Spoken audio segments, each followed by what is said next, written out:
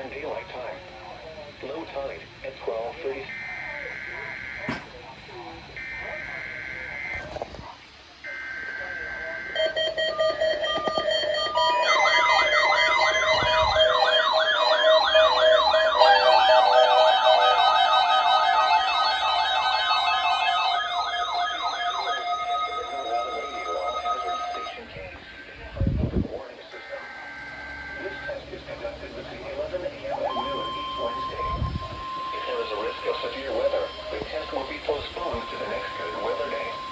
Reception of this broadcast and the alarm tone will vary at any given location.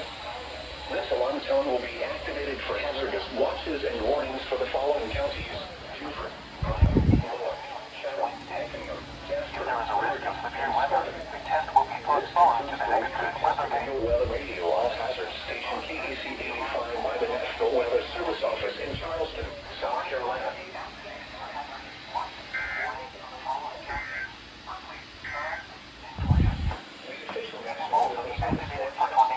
Severe thunderstorm and flash flood warnings only for the counties of Clarendon, Georgetown, Orangeburg, and Williamsburg.